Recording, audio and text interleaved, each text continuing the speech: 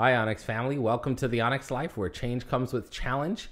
Today, we will be talking about signs. My name is Mirthell. And I'm Rita.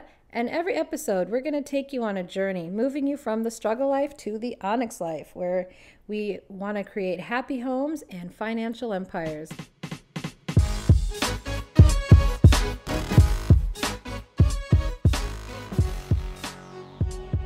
Today's topic is signs. I really like that movie. I like everything that director or that producer does. I like a lot of his movies, but Signs was definitely one of the best. Yeah. What I liked about it, was the just how everything came together. Right. That nothing was by chance. Nothing was an accident. Your skill is there for a reason. Your quirks are there for a reason. Right. Your family is who they are for a reason. It just was just like, oh, it made you think in your own life, okay, all these things that I think are, they're just meh, or why do I do this, or why do I want this? It didn't matter, because what happens is it all comes together in life. And I love it when I watch a movie and the movie can really speak to me. Yes. It can really speak to me, and it speaks to our existence. And when I look at our life is so much like that, because there are so many things, so many signs that we kind of saw that there's a certain element in your life, hun, that was just not for you. Oh, and yeah. We fought that in so many different ways. And I don't know if we had just looked at the signs, paid attention to the signs. What was wrong with us? Right. And it's like, I really, we need to share this story, because I think in sharing this story, there are so many people that are going through different things right now. And in one way, they can get that lesson that it's there for a reason, but they don't have to stay there, because the signs are kind of they lead us somewhere. Right, right. So I want to take you back to high school. I'm in high school doing my standardized tests. I'm just doing what everybody else is doing. We're all being funneled towards the same thing. But, what's coming out of it is my grades and my test scores were showing that I had a really high level of proficiency in English and writing. So, it was just like, wow, there's this opportunity. Maybe I can be a writer. I don't know. What else do English people do? I was just thinking, what else can I do? But instead, I was, as if you've listened to the first podcast, I was told, no, go and be the first doctor in our family. So, okay, that's one of the first signs that we can say, look at what you're actually skilled in. Right. And if you ignore it and keep going down a path that is not necessarily, not just not your passion, but not necessarily what you are the most skilled in, it could be a sign that you're on the wrong path. Right. So, and it's quite remarkable that, at your graduation, first you took a test, right? Yes. And in your test, you got you were in the top 99 percentile in the country. Right. For English proficiency. Well, how do I say that? I did better than 99%. So I was in the top 1%. Top 1 percentile. Yes. Right. Okay.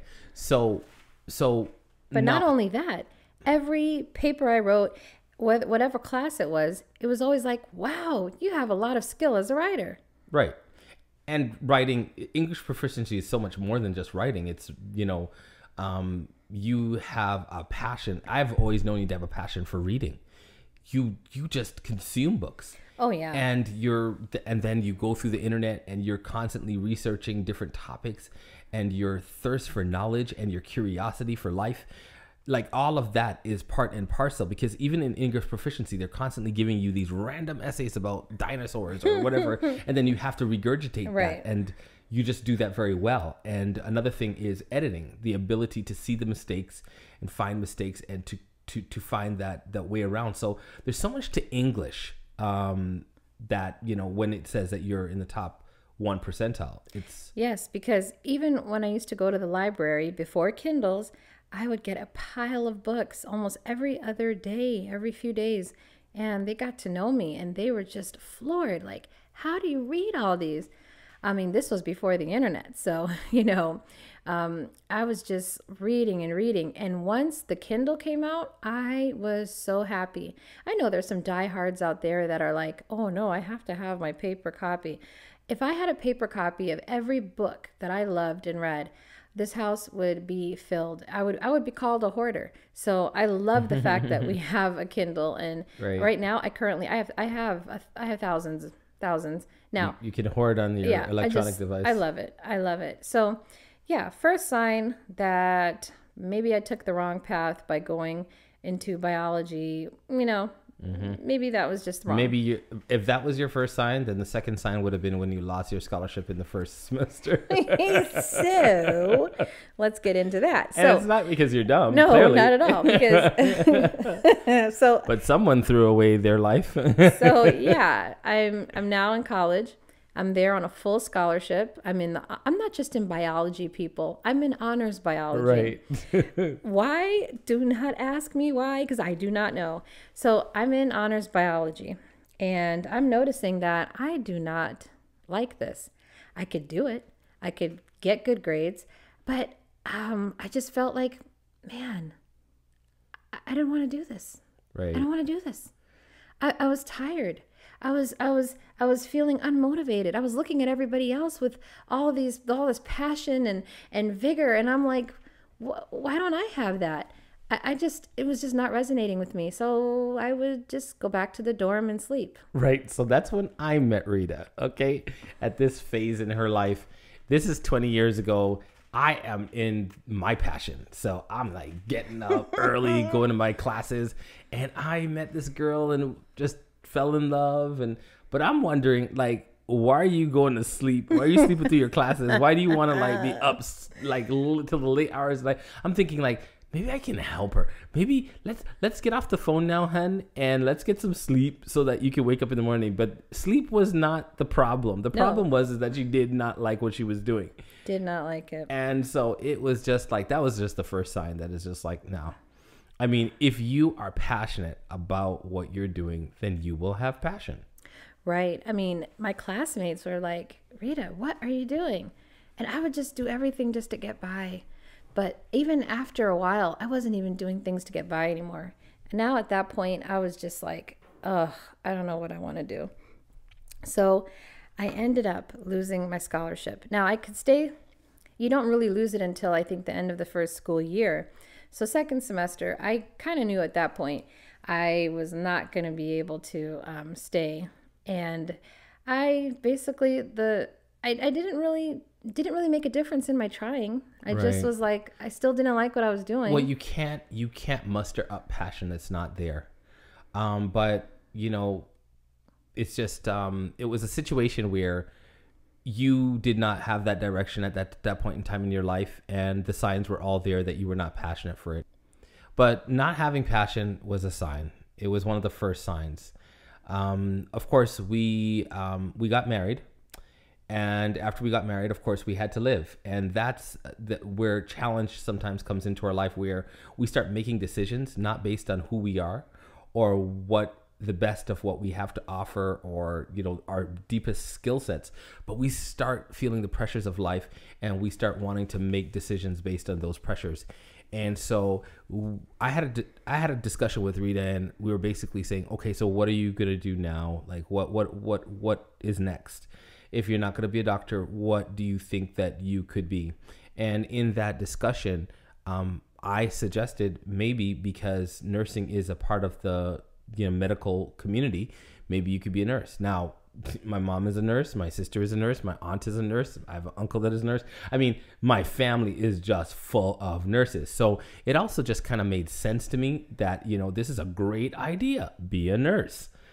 Well, see, what happened was we got married that same year. I met my husband in January of my freshman year and got married by the December of that same year.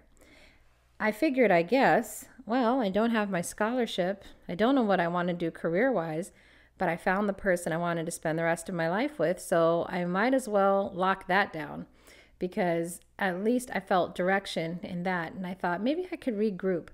But what ended up happening was basically 9 months after we got married, I had my first child. So, all of a sudden, as he said, it became now about responsibilities. I didn't have the luxury anymore, or I thought at that time, to actually look and see, what do I want to do? What actually fits who I am?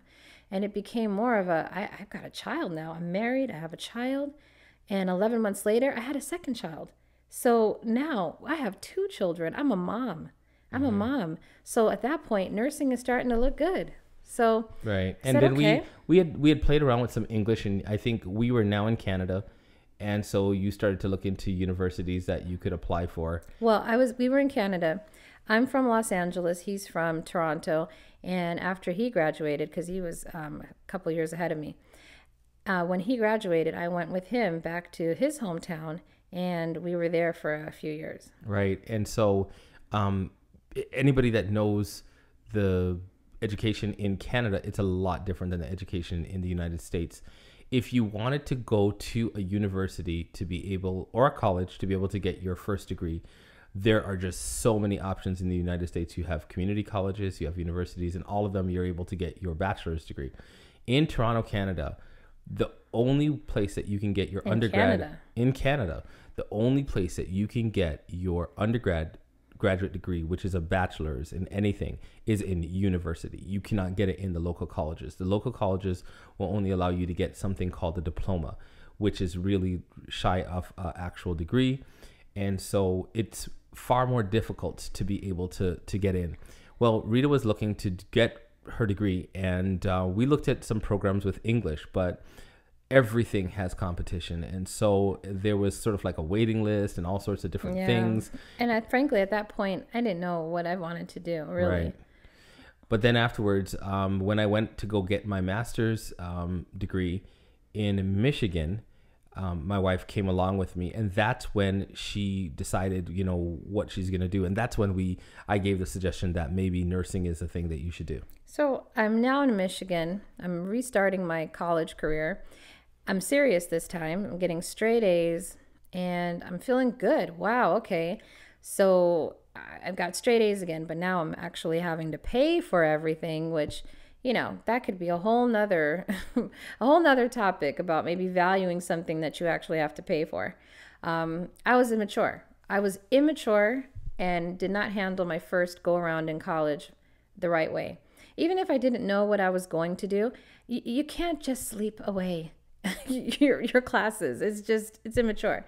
Right. So the next time I went, that's a sign though. Like it was a sign. Like, but it just, I have to admit, and I feel like I'd be irresponsible to not even admit. Sure, but I'm almost positive that if there was a class that you could enroll in that was doing what we're doing right now, you would never fall asleep. You would probably end up teaching it. Never. So I'm in Michigan. I'm doing nursing, and I'm noticing I'm getting the same feeling that I had about biology.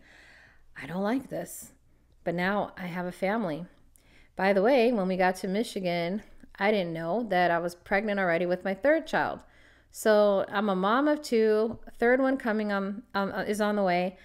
I have really got to stick in something. That's what I'm thinking. But I'm looking around, and I'm just growing more discontent by the second. Start working as an aide, as a nurse's aide, just to get a feel of nursing in the hospital and all of that. So let me get this straight. So you started university when we moved to Michigan with biology. And no, I started with nursing. With nursing. Yeah, okay. I started with nursing. And I was like, yeah, because I looked at your family and I said, well, this is a family of nurses. They seem happy. Let me do it. So I went over there, starting off with nursing. Right. Did that for a few years. And the thing was, as I started to work in the hospital, I started to really get a sense, this is not for me. Right. I mean, it wasn't even so much the down and the dirty that nurses' aides have to do, which, I didn't like that, but I did it. It was really just... Even when I looked to see eventually what I would do once I got my bachelor's degree and was an RN, I thought, I don't even know. Do I want to work at a hospital for 8 hours a day or 12 hours if I'm doing a 12-hour shift? Do I want to experience having to be told when to come in, when you can go on break, when you can go to lunch? Do I want to be told, where are you? You're not supposed to be. This is the thing. There are some ridiculous rules like don't sit. You cannot sit unless you're charting. So if I'm tired, I can't sit. Are you kidding me? I couldn't stand that kind of thinking. Meanwhile, doctors would saunter in whatever time they want, sit down, basically hold court at the nurses' station. And I was told, unless you are charting or you get special permission, do not sit down. Now that's ridiculous. I'm on my feet 8 or 12 hours and I'm changing people, I'm moving people, I'm cleaning. I mean, it's just ridiculous to me. And you were pregnant at the time, weren't you? And I was pregnant. Right. And I was in school full time at the same time. Right. I was exhausted. One of the most hilarious, I know that, we're not here to necessarily get into the fullness of the nursing, but one of the most hilarious accounts of Rita and nursing is Are You My Nurse? You have to check this book out. It's on Amazon, and it will give that a while ago. Yeah, it will give you the full breadth of that. But I only covered my first year of nursing, and as an aide, I should come out with some follow-ups for each tier of nursing. Yes, each tier. Because I did work for a while as an LPN, and then as an RN, and then as a nurse practitioner. And I worked in a variety of fields, which we'll get into later. So but you didn't end up actually staying in nursing. No. So after I see that, this is not for me, I decide I'm going to go back to what I originally should have done, biology, not English, biology. Right back to the doctor now, again. Why do I want to do that now? Why am I saying, I want to go back to biology? Well, I'll tell you why. I started to see how much people were paid. And with nursing, you can make a good income. Don't get me wrong. But man, what you are doing for that income is hard, labor-intensive work. Right. I mean, you don't understand how many nurses I know that have their knees replaced, hips replaced. I mean, it's a hard job. Back injuries, lots of things. So I decided I'm going to go back and be a doctor because, maybe I'll have a little more autonomy. Maybe I'll like the other aspect of the medical field where I'm actually diagnosing and prescribing. And okay, let me go back into that. So I switched back into biology. So that was round 2. Yes. Did I like it? No.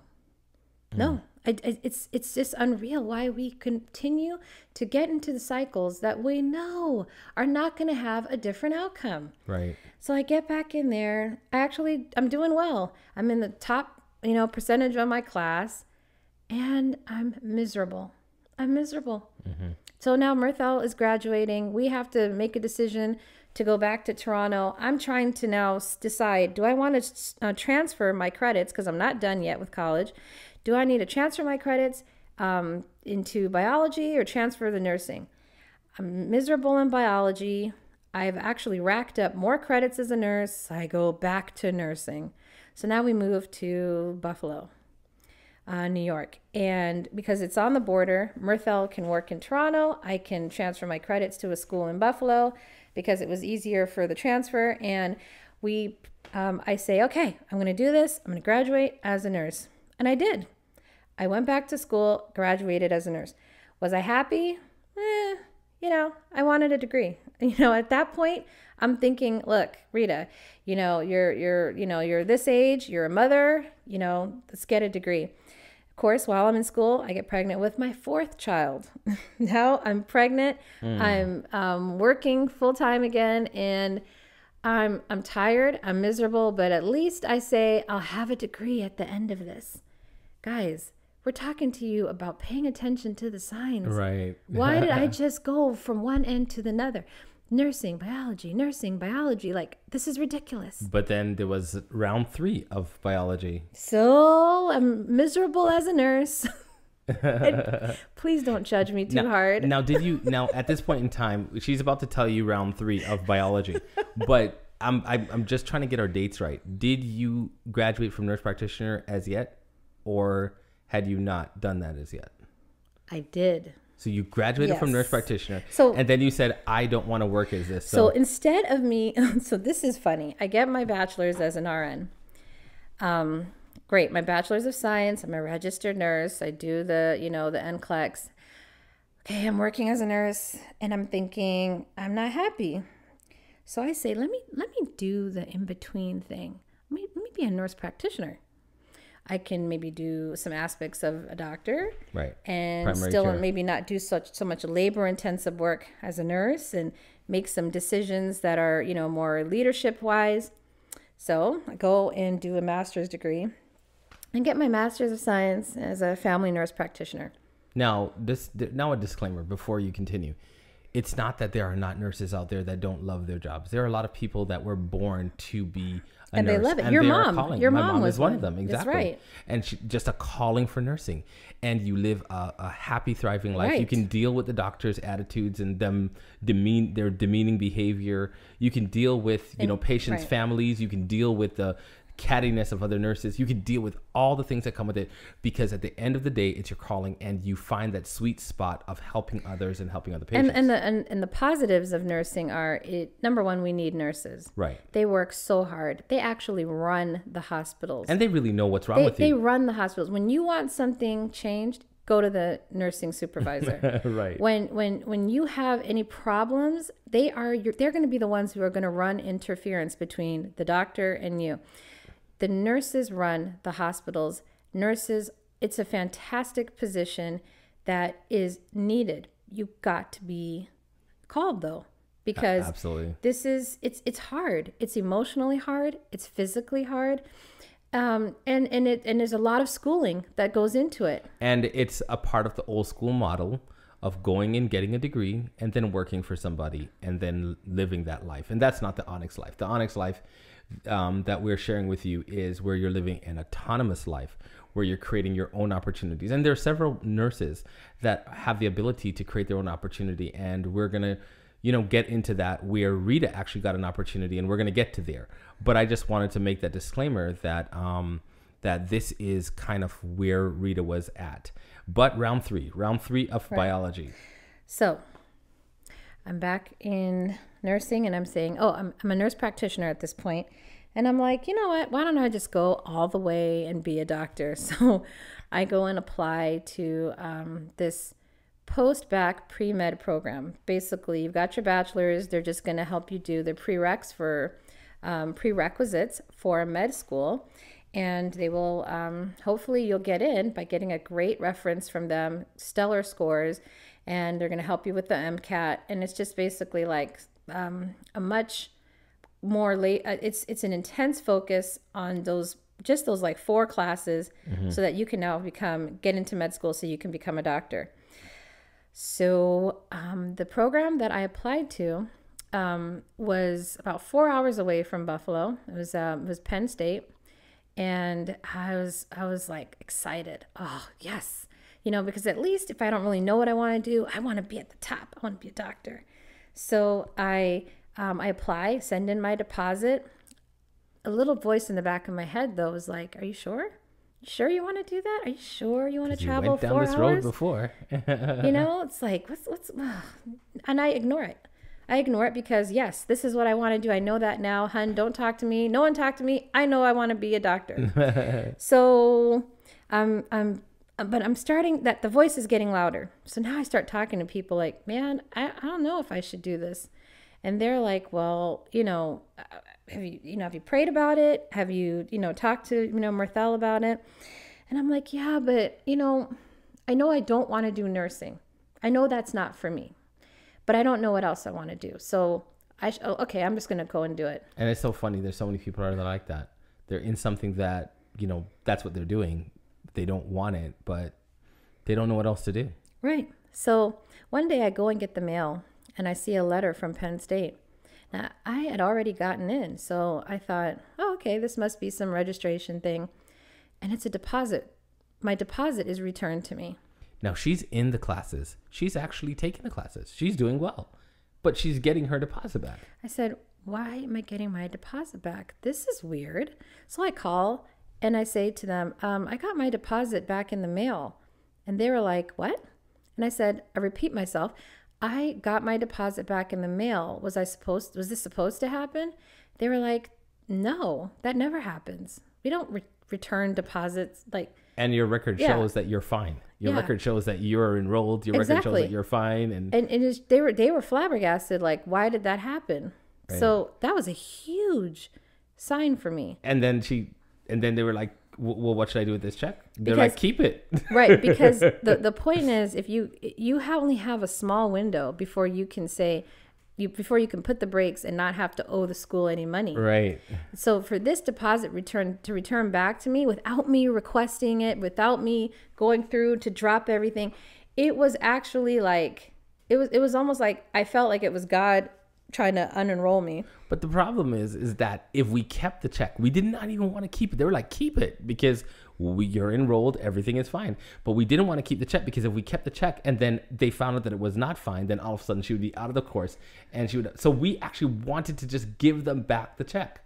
Right. So I'm ignoring another sign and I'm like, no, take this money back. So we gave it right back to them. And of course, do a few weeks of the Penn State program and my husband falls ill. Now before I fell ill, on our way there, I got like 2 speeding tickets. What you did? Going in. Now, I'd like to say that's a sign, but I tend to get a lot of those. Well, we can talk about what happens when you get tickets and how that is a sign for you. Yeah, that's right. I have this thing about getting tickets and police. Yeah, that's a whole nother podcast. but the thing is, guys, I was miserable again. But I was like, okay, I'm going into nursing. I'm going to be a doctor. Right. My husband falls sick. I'm not able to now drive to class. I have to now make a decision. I'm still working full time, have my 4 kids. My husband is sick. I had to drop it. And then I was like, oh my goodness, my 3rd time now, I'm letting go of this thing. I drop it. My husband actually, almost overnight gets better. Right. Fully. I forgot what happened with the job, but basically everything resolved once I dropped it. Right. And I said, okay, well. So now she's just a nurse practitioner. Now what am I going to do? And I guess caveat, nurse practitioner is a great job.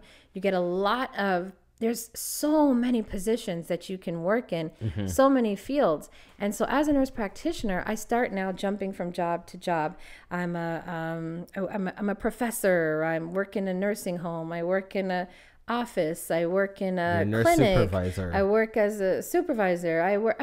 I did everything that you can think of. I did. And then, as I'm jumping from job to job, though, I'm not recognizing and looking at the fact that these jobs are not working out for a variety of reasons. So I worked at a hospital. That hospital ended up closing down. I worked at a job where you bring the... Now, granted, this hospital was around for over 100 years in the city. And I happened to go when they're like on the way down. Yeah. Which I didn't know. And then they knew, and they took you on. And they still hired me. To be the primary caretaker because the main doctor was trying to transition. And so they were kind of just using you. But that was a sign, nevertheless, because... She went on vacation. The doctor I was supposed to be working with went on vacation and never came back. And then you had to take all her patients. Yes. So then I went to another job where they decided, hey, come on, this is their salary. And, what you do is you go from home to home for people who can't leave their homes, and you just basically bring the doctor's office to them. Great. By the time I'm about to get my first paycheck, they go, okay, so we want to take off about, about a third of it. They want to take off about a third. And I said, but why? They were like, oh, because you're not at your limit. You're not at your limit of patients yet. You haven't seen as much patients as you're supposed to see to get that paycheck.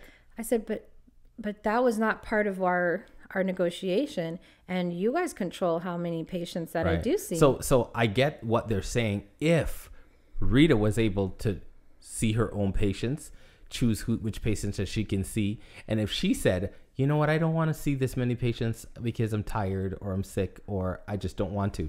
No, they gave her a certain amount of patients. Right. And she saw every single one of those patients. Right. But then they turned around and said, because you didn't, you don't have enough patients in your area per se. That is so unethical, because now it's like they give you the job for a certain amount of pay, but now you have to deal with 1/3 missing. So we're like, wait, hold on a second. Rita goes to them and says, well, well, you can't just hire me and tell me that I'm going to get this paid, because I am going to make decisions based on that. They're like, okay, that's fine. We will pay you that full amount, but you will owe us 1/3. Right. So now now you're gonna have to pay that off. By the second pay, they were like, so we want to take off another portion. And it's just like, okay, did they bring me on knowing that they were going to take off half and then more than half of the pay? Because they control the patient load as well as they control the salary. So here you have completely an unethical situation going on here. Totally taking advantage of, a graduate, getting out. And so, that was another sign to show. Right. Then I go to another job. Now I'm doing these assessments in the home for Medicare. This company that I'm contracted to work with, they decide that sometimes they don't want to be in the office. Sometimes they want to pay you. Sometimes they don't. It was ridiculous. So, of course, I couldn't stay there. Then I get a job. I was about to start working with a pain management doctor. But the problem with that one was he wanted me to sign all of his medication, all of his controlled substance medications. Even if he saw the patient and he was right next door to me, I would have to sign it. I started saying, from the time of the interview, I said, I don't understand. Why would I sign your prescriptions? That doesn't make any sense to me. Then they also wanted me to see 50 patients a day. What? That doesn't make any sense either. So long story short, I didn't even start there. I asked too many questions for their liking, and we both decided that this was not going to work out. Now, many of you guys are probably not nurses, but I bet you somebody's laughing right now. I bet you somebody is just like, because that's just how corporations are, whether it's in nursing, and I'm sure there's several places that offer very competent, ethical atmospheres for working as a nurse, as well as many other professions. So we're not just we're only talking about nursing because that's what she was. But if you go into any industry or any corporation, you have all these things happening where bosses are taking advantage of you. They're not paying you the way that you should be paid. These are all signs, especially for somebody that has an entrepreneur spirit, to say, I cannot do this anymore. It would be better for me to launch out on my own and create something that is going to be respectable for me, where I can work in my passion. These are all signs, people. Is it your boss? Is it the atmosphere? Are you being taken advantage of? Is somebody just going over your head and keep on? You're training the next person that now gets the promotion. Like, I'm sure you all have stories like this, but what we're trying to say here these are all signs. Either doors are closing of some dream that you always had that you want to do that is not for you, or you're getting caught up in this rat race that is not treating you and not respecting you for who you are. These are signs. They're signs to say that there is something else out there for you that is better for you. That's right. So I didn't take that job. I got another job, and I was supposed to start in this new department where, again, they were going into the home to do medical care. The problem was, what I didn't know was that this company had just been bought by a larger company, and what they were doing was they had basically started this new division in order to kind of pad the company before it was sold, so that it looked like this company was bigger than it actually was. And one of the first signs that I thought, this isn't good, was when the president got on a call, had everybody, and it was all over the state. All the workers were supposed to be on that call. And when we heard him welcome each department, he did not welcome the department that I was hired in. So in my department, there was about, I think, 10 new people, and it was brand new. And I said to them, did you guys not hear that, like, he didn't mention us? This is not a good sign. He mentioned every single other department but this one. And of course, a lot of people were like, I'm sure it was just a mistake. I was like, I don't think so.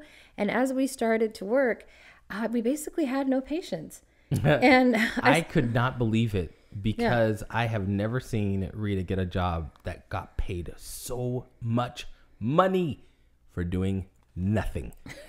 I am telling you, nothing. There was no patience, but I think what they were doing, like she said, was padding the company and that particular position so that it would look more favorable, it would look more full than it really was. But there was really no patience, and she was getting a full salary. So now I'm seeing that this is not going to work. I decide that I'm going to leave the company. Right, because the writings are on the wall. The writing is on the wall. Everyone was like, no, Rita, stay. No. A few months even after I left, a lot of people were laid off, and eventually that department did close that same year. So basically now I'm no longer working in that job. I get another job now. Now, this job was actually a really good job. Yes. And it was close to where we lived. It was close to my workplace as well as her workplace. It was within 5 minutes. Her workplace was 5 minutes from our home, and my workplace was approximately maybe under 10 minutes. Mm-hmm. So we didn't have to deal with traffic. We didn't have to deal with anything. It was just really ideal. And it was at this point in time that an opportunity came that was an opportunity of a lifetime, which is a sign in another way. Right. One of the things I loved about this job was that leadership actually respected you. They felt the owner was actually a nurse practitioner. So actually, I've had that before, and they've tried to cheat me. So being a nurse practitioner and an owner wasn't necessarily synonymous with ethical, but she actually was a very good leader. She was very affirming, very positive. She set the tone. She paid us well. It was just the best job that I had since getting into the nursing field.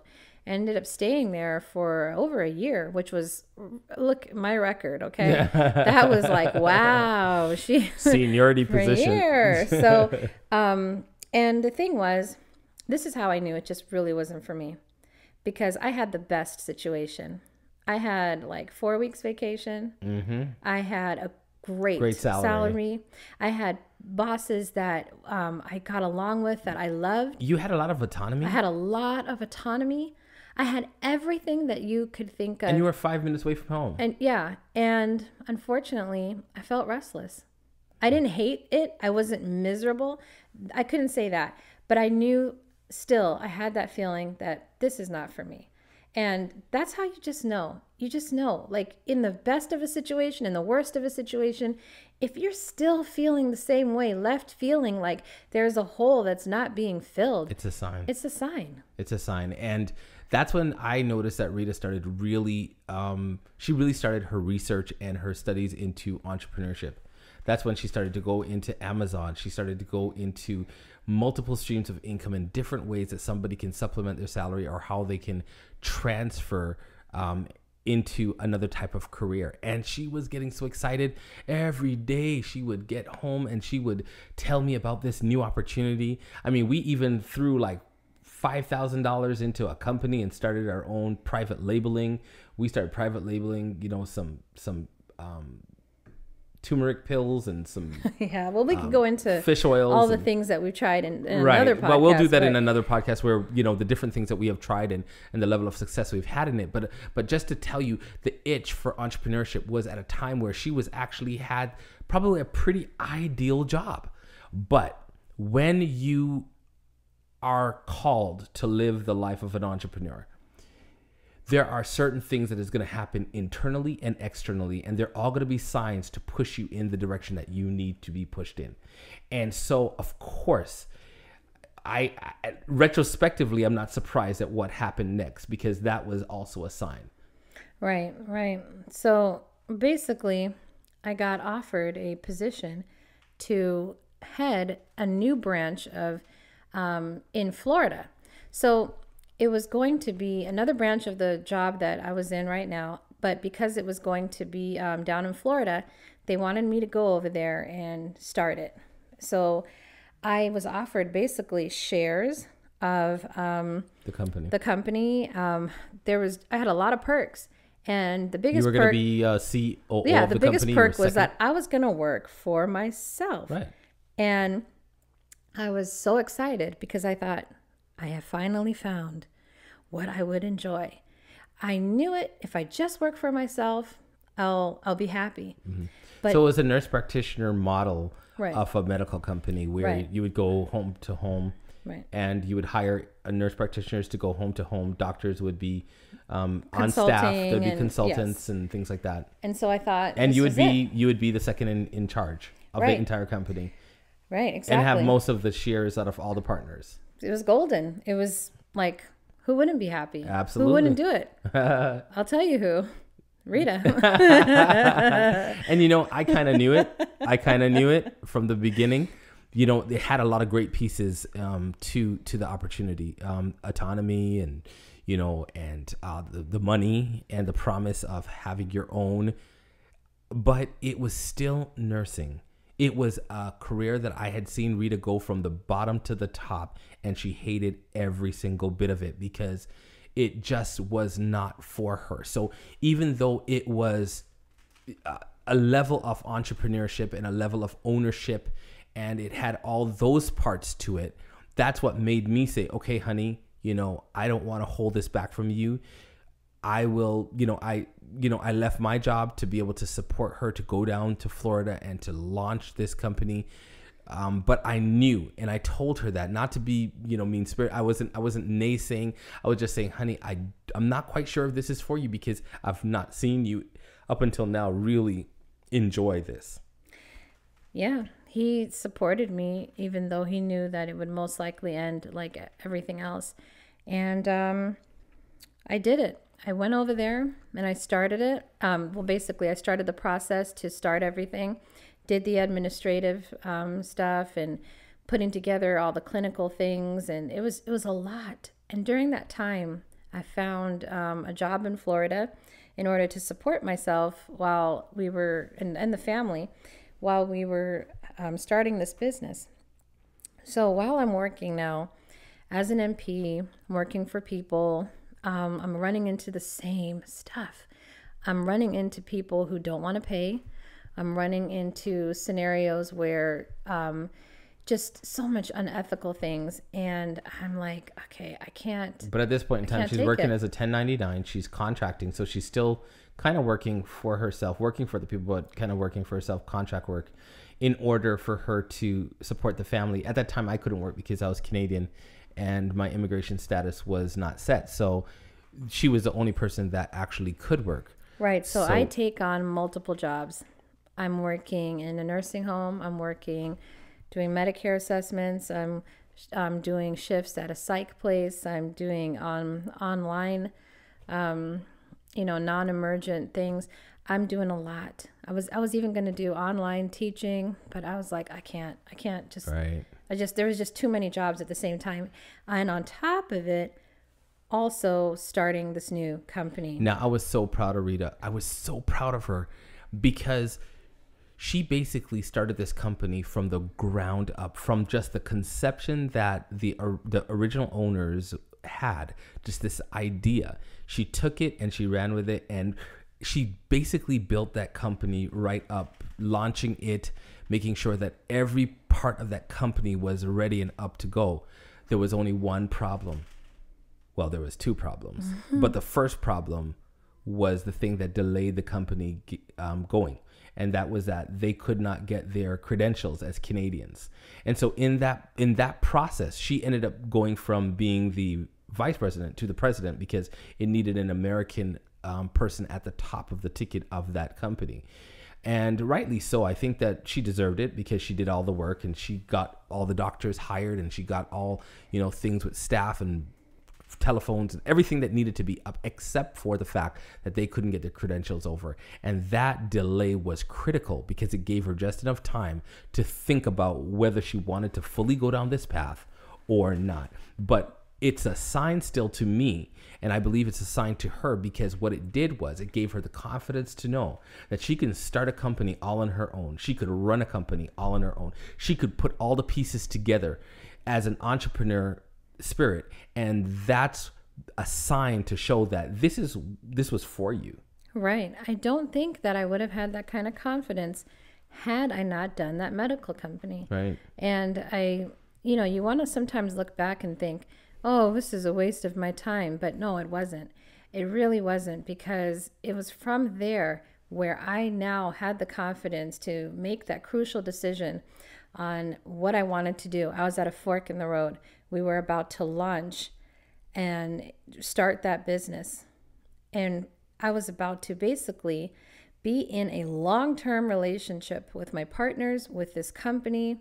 And once we started, it was going to be very hard if I ever wanted to back out. Right. So I really was at a crossroads, because there was that little voice in me going, Rita, you're about to embark on something you can't just walk out of. They're depending on you. Once you launch, that's it. And I had to have a really, really thoughtful, deep look at myself and conversation with my husband, because something was saying, no, this is still not for you. Right. And that's an example that if you are finding yourself in a really difficult situation where you're facing great disappointment, you've invested in something and it's not going through, or it didn't go through, signs are there for a reason. And the journey does not mean, or the disappointment or the supposed failure does not mean that it is ultimate failure. Many of these things are just stepping stones. Right. And what we have discovered is that change comes with challenge. Change comes with challenge. And the kind of change that it was putting inside of Rita, it was giving her the confidence. That crisis was through the process of her having to develop a company, and then literally the company was going to be no more. That's the decision she was about to make, that she was no longer going to go ahead with this company. All of that work, you could say, was for nothing, but it wasn't for nothing. It was developing her confidence in her ability to be an entrepreneur, and that she could do it. And really, you have to stop and think, what you're going through right now, is it possible that it's not failure? Is it possible that it's not just for nothing? You didn't do this all for nothing. You're not just throwing it away, but it was for the purpose. It was a sign to show that there was something greater for you. That's right. So take the experiences that you are in right now, take it as just a part of your education, your life journey, because just like that movie Signs, everything happens for a reason. You can learn, you can build, you can really squeeze every drop out of all your circumstances, all your experiences, and use it to build something even bigger and better for yourself. Absolutely. At that point in time, Rita came to me and she told me what I always suspected. Hun, I don't want to do this medical company. I don't want to do it anymore. That was the hardest conversation I have had with my husband. I mean, it was tough. He had left his position of, how many years was that? 17? 17 years. 17 years to come and follow me down there. I felt like I was abandoning my family and my promises, and I felt like a failure. I did, because I just knew that it wasn't for me. But I knew that I could also not dedicate, the next 30, 40 years to this particular position. I knew it was just too much. Someone told me that business partners can almost be like a marriage. And you got to really know who you're going into business with. And while I loved my partners, I still felt like it was not necessarily going to be the best situation for me. And I knew that even on paper, while it looked like, oh, you have this many shares and you're going to get this, you're going to get that, I knew what I was going to have to do. And basically, it was going to be me and me alone down there. And I was going to have to juggle getting that business up while continuing to still work full time in all my other jobs. And so I was going to be just running my butt off, trying to get everything up and running. And at the end of the day, I don't think it would have paid off financially for many, many years. And I would have been stuck working in these positions with the other people. And that was just unacceptable because of just the environments. Right. And, even though, we're talking about an entrepreneurial position, this was not a place where you were being hired. This was a place where you would still be a boss. You would still be owner. You would still be running the show. But not fully, because my partners, they had come in with the capital. Sure. And I was going to come in with the skill and and the expertise on starting it. And while idealistically I was going to be an equal partner, it didn't really work out that way. They ended up being more of still taking on the role of boss, because remember, I was actually working for them at my other job. And then I got this position where I'm basically being elevated. But at the same time, you cannot, and I don't blame them. They're still looking at me as somewhat of a worker. So now they have their pre-meetings. Because the roles had always been that way. So we have a meeting on the phone. They'll have a pre-meeting before our meeting. Like, that to me is not, we're not equal partners here. While I love them, there were some issues. There were some other issues. And so I just knew that this was basically going to be the way it was going to be. And I was going to have to report into them. So it actually didn't feel like an entrepreneur type of job. It felt like I was just being elevated to this position on paper, but in reality, I was still a workhorse. And you didn't really have any power. There was nothing. There was nothing behind that would guarantee that you would be able to be an equal partner in all of this. And when I did try to assert myself as an equal partner, I came in with my own capital, because at this point I did actually start to do something on my own on the side, which, basically we're going to get into that, birthed into the Onyx Life later. But my first foray into it, I did make a little money. Let's not be so humble. It wasn't just a little bit of money. It was enough for you to be an equal partner. Yes. So we made a good amount of money. And I was able to now say, hey, I want to also come in with my equal shares of the money.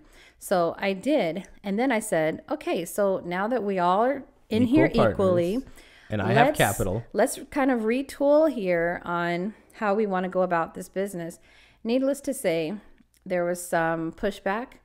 People wanted it a certain way. They wanted it to stay that way. And it was basically either do it our way or the highway. And so I took a long walk on the highway. It was like, bye. But I'll tell you this, we would not be where we are today. Onyx Life and Onyx Star Media would not be here today if it wasn't for that particular journey. And when we look back, we see all the signs, and we are so grateful for that. And we know that you have your own challenges and you have your own signs.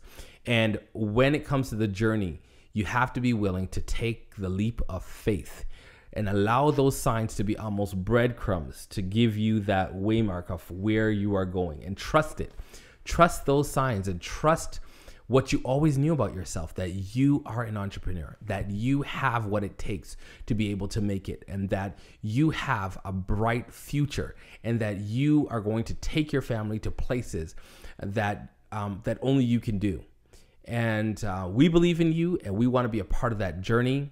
And we want to encourage you that, that with change, the kind of change that needs to take place, it always comes with challenges. And so we're sharing our challenges with you and our signs with you, because we want you to know that we wouldn't be where we are today if it wasn't for that. And you will not be where you need to be without it also. All right. Well, we want to thank you for listening. We want to let you know that you can follow us at theonyxlife.com, where we have show notes, and we also have a section there where we call it Ask Us. If you have any questions about business, relationships, anything that you really want us to be able to help you out with, go ahead and send us your question, and we will answer it on the website. And depending on what the question is, we could probably answer it here on the podcast too, because your question might be a question that many people have. So you can feel free to reach out to us. And of course, follow us on our social media on Facebook, Twitter, Instagram, and YouTube. So look us up, and we hope to hear from you soon. Now go live that Onyx life where change comes with challenge. See you next time.